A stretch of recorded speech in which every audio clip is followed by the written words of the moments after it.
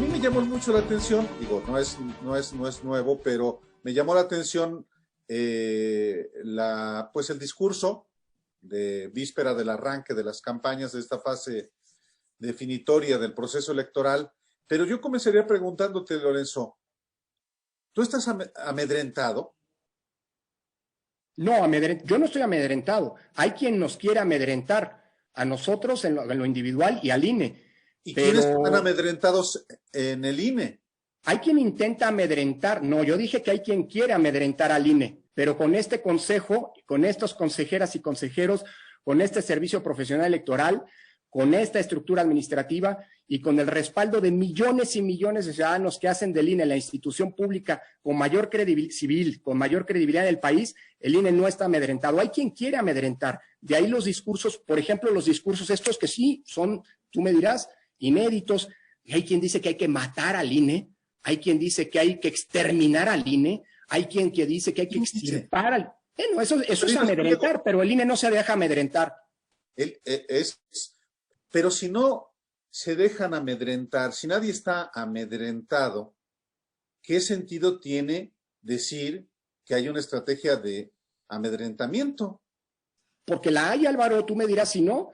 ¿Habías escuchado alguna vez en la historia, déjame, por cortesía, te lo digo así, ¿tú habías visto alguna vez que alguien se hiciera un discurso que, por cierto, raya en el discurso de odio, diciendo que hay que matar a una institución? A las instituciones en democracia se le transforman en todo caso, se repiensan, pero matar es un discurso poco democrático, poco tolerante. Entonces, lo que sí tenemos son intentos de amedrentar al árbitro, pero una cosa es eso y otra cosa es que el árbitro se deje amedrentar y el INE no se deja amedrentar. Claro, advierte, porque no es propicio que para la recreación de la democracia estos discursos que son profundamente intolerantes tengan cabida desde mi punto de vista, ¿no? Pero hay que ponerle nombre y apellidos. ¿Te refieres al propietario del Grupo Salinas, al dueño de Televisión Azteca, Ricardo Salinas Pliego? Entre otras voces, hay muchas voces que están siguiendo ese sentido, ese tipo de discursos. Hay una serie de contextos. Mira, déjame utilizar, siempre lo sabes, no será la primera vez, Álvaro, me gusta usar mucho cuando se habla del árbitro de metáforas deportivas.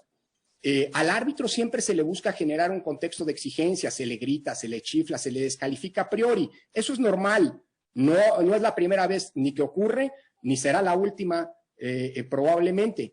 Pero una cosa es eso y otra cosa es que se le busque prácticamente enjuiciar por cada una de sus decisiones.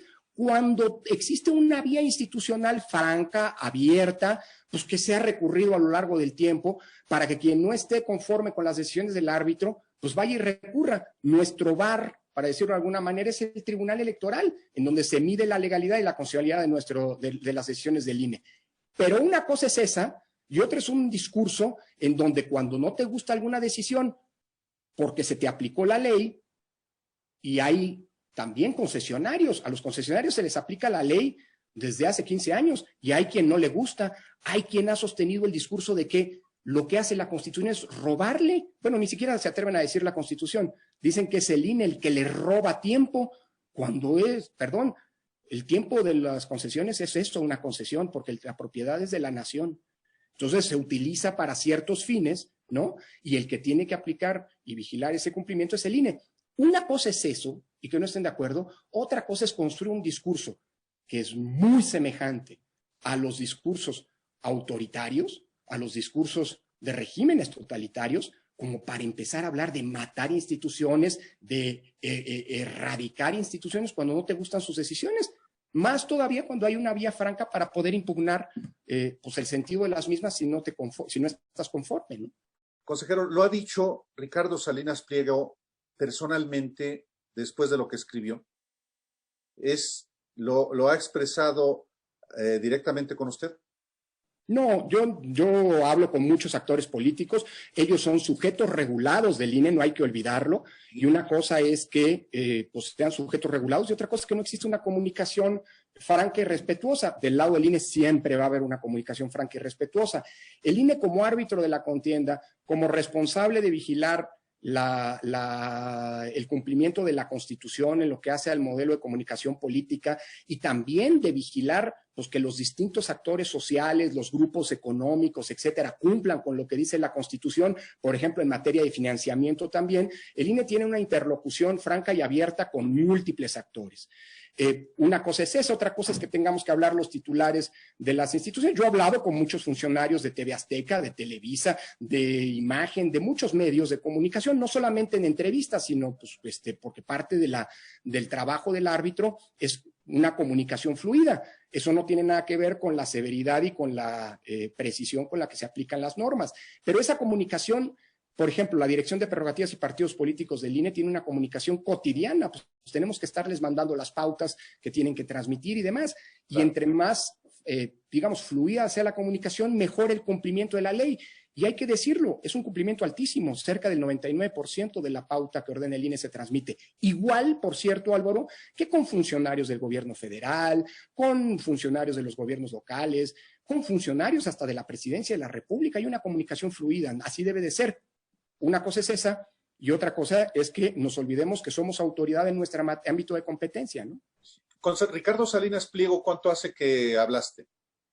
Con Ricardo Salinas Pliego, mira, yo hubo una época en la que trabajé haciendo comentarios en espacios de Televisión Azteca y de Canal 40.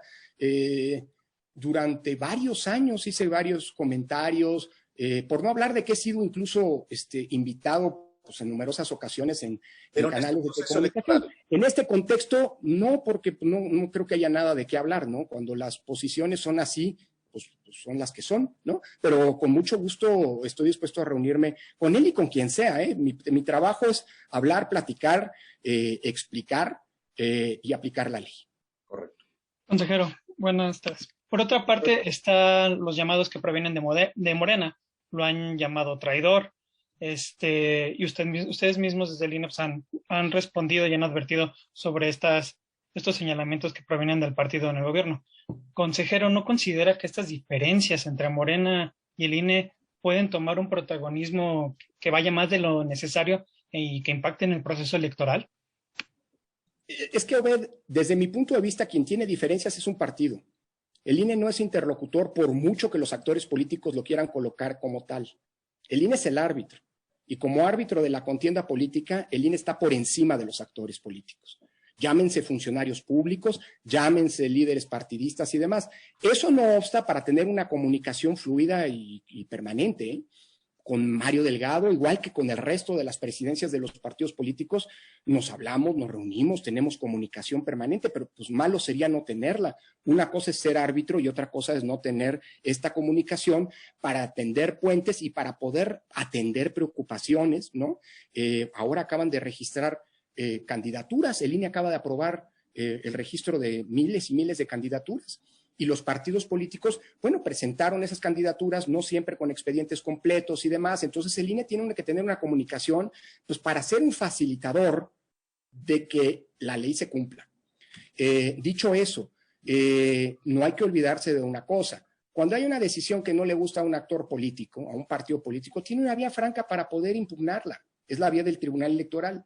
Y eso, pues mira, muchas veces va acompañado, además de los escritos jurídicos, pues de la estridencia. Los partidos políticos están en campaña, pues le hablan a la tribuna, pero el INE no. Y el INE no se va a confrontar con los partidos políticos, por mucho que los partidos eventualmente quieran, porque entonces sí estaríamos cayendo en una trampa, la trampa de aquellos que quieren colocar al árbitro como un opositor, como un antagonista, cuando los antagonistas de los partidos son los otros partidos políticos. Para eso es la contienda. El INE simple y sencillamente aplica las reglas, y esto en ocasiones, el ideal sería un árbitro que no se ve, pero cuando tú tienes a jugadores que juegan al límite, cuando los equipos juegan al límite, pues el árbitro tiene que verse, porque si no el partido se descompone. El escenario ideal sería jugadores, en este caso partidos, candidatas y candidatos, que cumplieran puntualmente con lo que dice la ley. Probablemente el árbitro ni se vería. Pero cuando los jugadores juegan al límite, cuando burlan la ley, cuando traspasan entonces inevitablemente el árbitro tiene que hacerse presente, porque si no el partido se descompone. Para eso está el árbitro, para sacar tarjeta, para amonestar, eventualmente para expulsar del partido, si las reglas así lo determinan. Y creo que ahí el árbitro, digámoslo así, no es que sea o quiera ser un protagonista, es que el propio tipo de juego que se está llevando a cabo lo involucra e inevitablemente lo coloca en una posición que probablemente no sea la deseable. A mí no me gusta estar sacando tarjetas como árbitro, pero no por ello voy a dejar de sacar tarjetas cuando alguien incumpla la ley. Ese es el dilema en el que nos encontramos. Y es muy delicado el trabajo del árbitro de no colocarse como antagonista. El día en que yo, como árbitro, o cualquier funcionario del INE, y esto se los digo repetidamente, asuma que este es un asunto personal, que los gritos de árbitro vendido, etcétera, etcétera, como suelen pasar en los partidos, cuando hagan mella, cuando tú asumas que eres una contraparte de en ese momento, pues ya no eres apto para cumplir esta función. Por eso el INE no se engancha, defiende su independencia, actúa con independencia, ejerce su autonomía, saca las tarjetas cuando las tiene que sacar, pero no se engancha, porque entonces se descompone todo el partido. Y le darías la razón y acabaría siendo una especie de profecía autocumplida la que alguien quiere construir, ¿no? Por ejemplo, pienso en Estados Unidos, el presidente de los Estados Unidos en la última elección, el expresidente, diciendo una y otra vez que había trampa, que había fraude, que había fraude. El día después de las elecciones, ¿qué pasó? Dijo, ya ven, perdí porque hubo un fraude. En ese tipo de falacias el INE no puede caer, tiene que estar por encima. Consejero, parte de las descalificaciones se deben a Morena, que provienen de Morena, acusan al INE de haberse excedido de sus atribuciones. Hablo del tema de la sobrerepresentación. Le pregunto directamente, ¿el INE tomó un papel que no le correspondía? ¿Y por qué no se atendió este tema desde antes? Sobre todo en 2015, que fue cuando también ocurrió la sobrerepresentación en ese momento por parte del revolucionario institucional. A ver, primero, no creo que el INE se haya excedido de nada, porque el INE lo único que hizo fue ponerse las reglas a sí mismo con las que tiene que cumplir el mandato constitucional de asignar diputaciones plurinominales. Primero. Segundo, quien dice que no puede haber una representación mayor al 8% no es el INE, es la Constitución. Son las reglas que los propios partidos pactaron.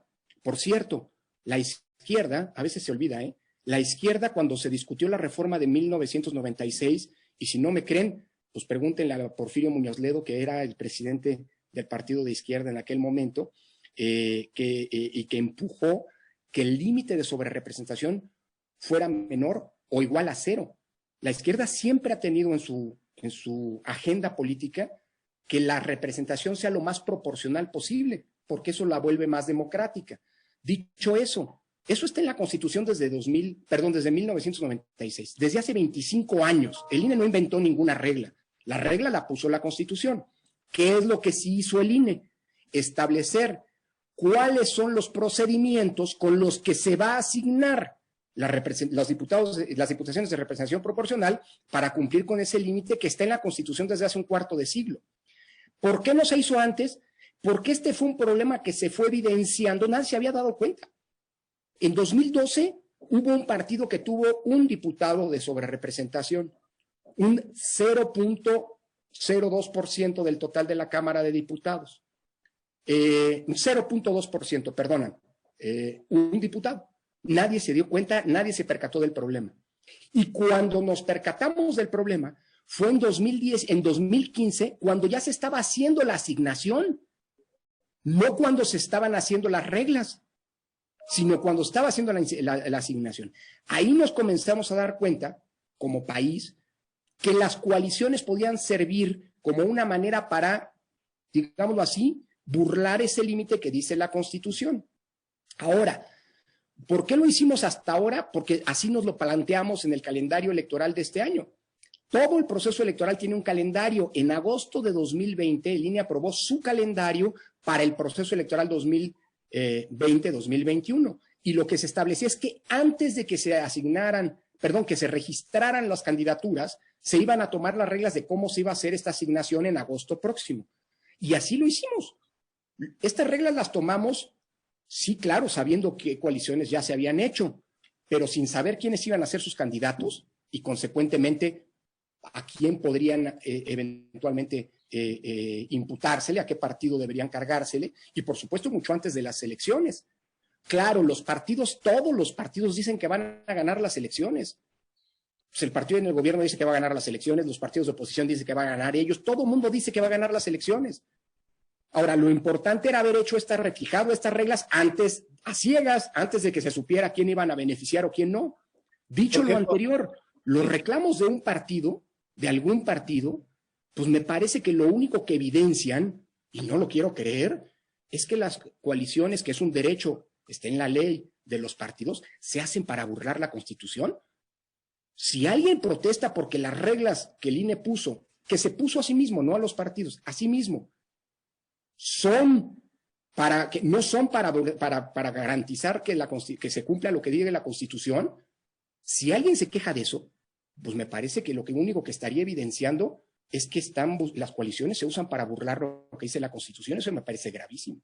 Entonces, no es a favor ni en contra de nadie, es una circunstancia que nos hemos dado cuenta. Ojalá y se legisle en el futuro, y ojalá que se cumpla ese viejo ideal de la izquierda de eliminar la sobrerepresentación. Hoy se permite un 8%.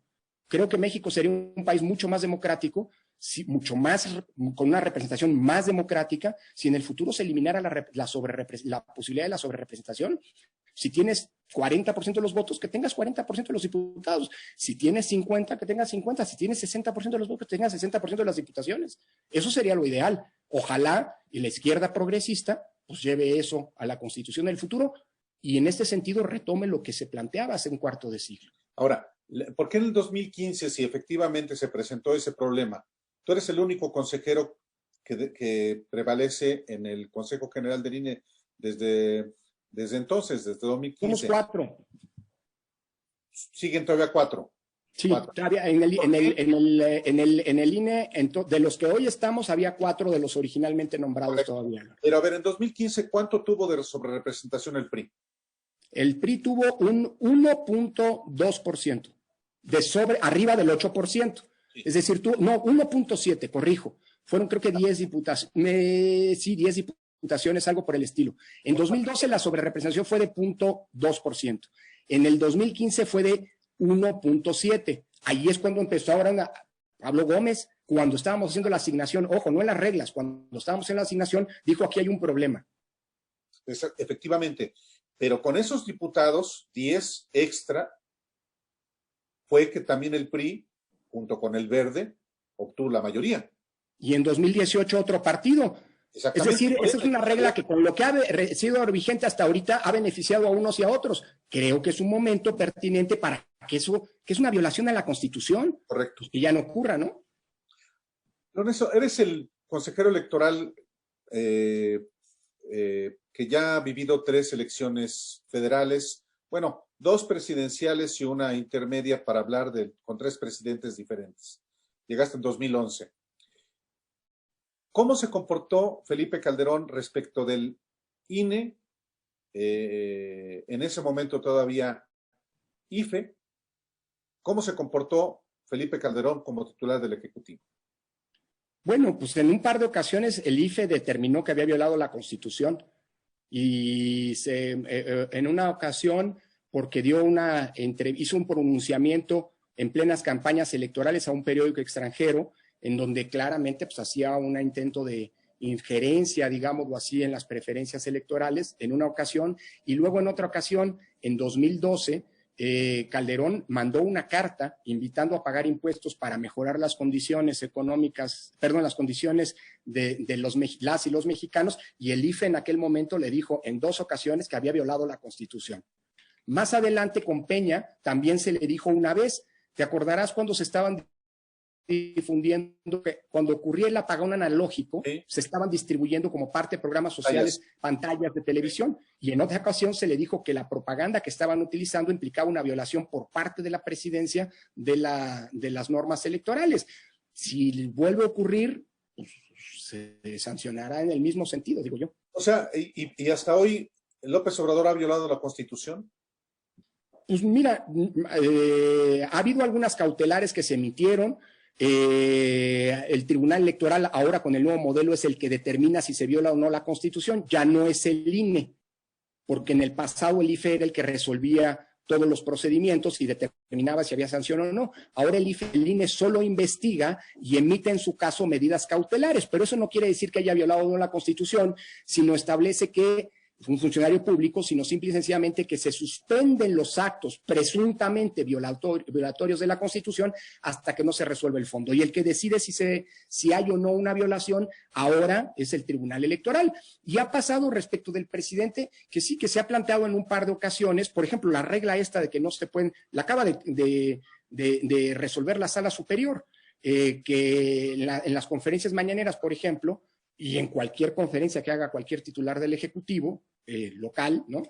No pueden haber pronunciamientos en cuestiones electorales, uno, y dos, no pueden promoverse logros de gobierno. Y hoy en la mañana escuché con mucho gusto, lo digo, de veras, que el presidente actuó con gran responsabilidad y omitió pronunciarse de temas electorales. Si esto sigue así, no habrá de qué preocuparse. Si no, pues bueno, ahí estaría el INE para tomar cartas en el asunto, si fuera el caso, ¿no? Pero sin ni filias y sin fobias. Yo celebro mucho lo que hoy hizo el presidente de la República, que siga así. El presidente, ¿qué presidente de la República, de los tres con los que te ha tocado trabajar, ha sido el más hostil al IFE y al INE? Bueno, no me ha tocado trabajar, me ha tocado tener interlocución, pero bueno, por autonomía, pero mira, pues en su momento, mira, los actores políticos pues, hacen sus propias apuestas políticas y el árbitro siempre ha sido incómodo. Pues, la verdad, yo no sé, no te sabría decir si hay alguna hostilidad particular o no, ¿no? A veces me da la impresión que más que hostilidad es incomprensión, que no se conoce exactamente lo que hace el INE. Por ejemplo, cuando se dice que, y hay muchos que lo han dicho, que el INE es el órgano electoral más caro del mundo, primero, no es cierto, porque hay otros que son más caros. El Tribunal Superior Electoral de Brasil es más caro, por ejemplo. Y segundo, no hay ningún órgano electoral del mundo que haga todo lo que hace el INE. Si tú me preguntas cuántos órganos electorales del mundo tienen un listado, llevan el listado nominal, es decir, el padrón electoral, y qué es, para todo efecto práctico, la cédula de identidad, yo te diría que pocos. Si tú me preguntas cuántos órganos electorales del mundo fiscalizan a los partidos, te diría pocos. Y si me preguntas cuántos órganos electorales aplican y vigilan el cumplimiento de un modelo de comunicación política monitoreando a todos los concesionarios de radio y televisión del país, te diría ninguno salvo el INE. Entonces, pero eso yo creo, por eso te digo que creo que es más que incomprensión. A veces no se tiene claridad de lo que hace el INE, ni a veces de cómo se hacen las elecciones. Pero bueno, pues eso pues lo de menos, digamos, no se trata, vuelvo a insistir, de entrar en confrontaciones, ni mucho menos. Nosotros haremos nuestro rol y aplicaremos la ley sin mirar a quién, ¿no? Consejero, ¿cuál es el mayor riesgo que a su parecer corre el actual proceso electoral? ¿La intromisión de actores como del crimen organizado o la del Poder Ejecutivo Federal? Bueno, la presencia del crimen organizado es una presencia disruptiva para toda la vida de la sociedad mexicana. Yo te diría que en México tenemos una serie de problemas. Voy a ampliar la respuesta si quieres, ¿no? Pero no le doy la vuelta, Obed, ¿no? Pero me da pie para poder comentarte lo siguiente. Hacer elecciones en un país con los índices de pobreza, de desigualdad, que son ominosa, de corrupción, de impunidad y de inseguridad como los que existen en México, que son los 5 grandes problemas estructurales que me parece aquejan al país y no se han resuelto, son problemas ancestrales, ¿no? Por no hablar, por cierto, pero todos estos problemas son consecuencia de la falta de justicia social. La justicia social es la gran promesa incumplida de la Revolución Mexicana. Desde hace 104 años se plasmó en la Constitución una promesa que no se ha logrado cumplir todavía, y la mejor prueba de ello es que estos problemas estructurales están presentes entre nosotros y lastiman todos los ámbitos de la vida social, incluidas las elecciones. Dicho eso, esos son nuestros problemas estructurales, Obed. Y la criminalidad organizada representa un problema para que las elecciones puedan transcurrir en contextos de paz pública, de seguridad, que requiere un proceso democrático. Hay zonas del país en las que es muy complicado operar. debo decir que nunca el crimen organizado ha impedido la realización de las elecciones. Ha habido, sí, violencia en contra de candidatos, ha habido, nosotros en este proceso electoral sufrimos el condenable, execrable asesinato de un capacitador en Fresnillo, Zacatecas. Claro, para cómo está el país, pues digamos, qué bueno que haya sido solamente uno, es lamentable, es condenable, exigimos y lo hemos hecho que se esclarezcan los hechos para ver si fue, digamos, producto de la mera criminalidad o si había una intencionalidad política, pero bueno, entonces el problema ya está, no hay que soslayarlo. La intromisión del Ejecutivo, pues mira, yo confío mucho en que el Ejecutivo, pues que como dice el titular el presidente de la República, pues que ha padecido tantas cuestiones, pues que bueno, que se comportará a la altura. Espero de veras que así ocurra. No lo veo como un riesgo para el proceso electoral, porque las instituciones electorales tienen suficientes herramientas y fortalezas para poder evidenciar cuando un servidor público, el que sea, vulnera las reglas del propio proceso. Yo me atrevería, si tú me permites, Obed, plantearte que el problema está en otro lado. O sea, claro, si los funcionarios públicos no cumplen con lo que dice la Constitución, claro que se puede poner en riesgo el proceso electoral, pero hay herramientas para evitarlo. Si el crimen organizado decide irrumpir en el proceso electoral, pues claro que se pone en riesgo el proceso electoral, pero es una responsabilidad de las instancias de seguridad trabajar de la mano, como ha venido ocurriendo con el INE, para que ello no ocurra, no suceda. Pero el problema yo lo veo en otro lado. El problema lo veo en esa polarización que no es nueva, ¿no? Que no es propia de México nada más. O sea, el mundo está viviendo un fenómeno global las democracias están enfrentando en la polarización un fenómeno no menor. Incluso que yo me atrevería a decir, durante las campañas electorales es hasta normal que las posiciones se polaricen. Pues es la contienda por el poder, digamos, tampoco hay que eliminar, no es una discusión, una elegante discusión de té en un salón británico del siglo XIX, es la contienda por el poder político. Pero las campañas son el espacio institucional que tienen las democracias para que esa confrontación se dé sin desbordar los cauces.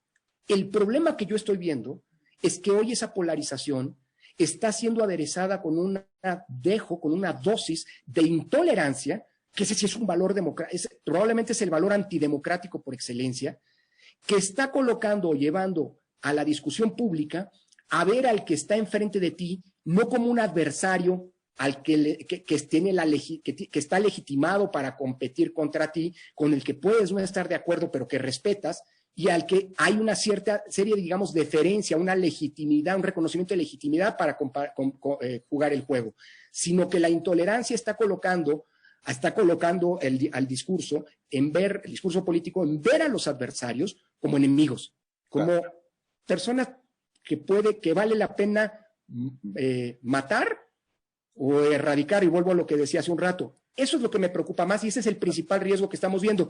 Y termino, Álvaro, perdón, porque no hay que olvidarse, acaban de empezar las campañas. Por eso el sábado voy a hacer un llamado a no olvidarse que el día después de las elecciones, el 7 de junio, vamos a despertarnos todos en este país y los problemas graves que tenemos van a estar ahí y nos vamos a necesitar todas y todos para resolverlos, porque esto no los puede resolver una parte nada más. Por eso el llamado a pensar en el juego democrático no como un juego de suma cero, no como un juego fatal, no como un juego en donde todo se apuesta y todo se gana o todo se pierde, como una especie de pirinola, sino más bien como una práctica normal que periódicamente se va renovando, en donde las mayorías necesitan a las minorías de hoy pueden volverse mayorías mañana, en fin, un juego democrático, pues. Claro. Una última cosa, nada más, consejero. Ya llevas 10 años como en el Instituto Nacional Electoral, como consejero electoral. 10 años con ingresos como los de un consejero del INE, te han hecho un hombre millonario. Eres un hombre ya acaudalado. Pues mira, Álvaro, todo mi patrimonio, mi casa, mi única casa, por cierto, la pude hacer antes de entrar al INE. Mi patrimonio es un patrimonio que se corresponde.